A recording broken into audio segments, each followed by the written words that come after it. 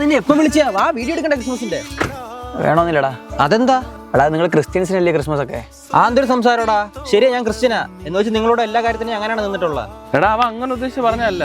അല്ലണ്ണ, ഞാൻ ശ്രദ്ധിച്ചണ്ണ, ഇവ ഇത്തവണ വീട്ടിൽ സ്റ്റാർ പോലും ഇട്ടിട്ടില്ല. അല്ല, ഞാനിപ്പോ ഒരു സ്റ്റാർ ഇട്ട് ക്രിസ്മസ് ട്രീം പുൽക്കൂട് ഒരുക്കി ഞാൻ എന്റെ പ്രശ്നം തരുമോ? ഇവനെ ഈ നോർത്ത് ഇന്ത്യയിലൊക്കെ കാണുന്നവർക്ക് ജാതി സ്പിരിറ്റ് കയറിയെന്നൊരു ഡൗട്ട് ഉണ്ട്. എടാ ഞാൻ നിന്റെ അടുത്ത് ഒരു ചോദ്യം ചോദിക്കട്ടെ.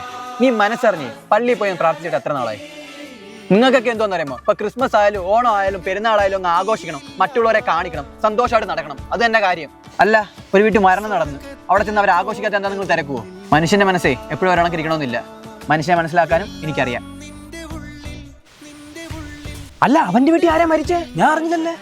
അവനൊരു ഉദാഹരണം പറഞ്ഞാടാ മനുഷ്യന്റെ അവസ്ഥ മനസ്സിലാക്കാൻ കഴിയണമെന്ന്. എന്തോ ചുമ്മാ വയ്യ മോനെ. ബാ, ഞാൻ അങ്ങോട്ടാക്കാം. എന്നാലും ഒരു സ്റ്റാറെങ്കിലും ഇടണ്ടായിരുന്നു.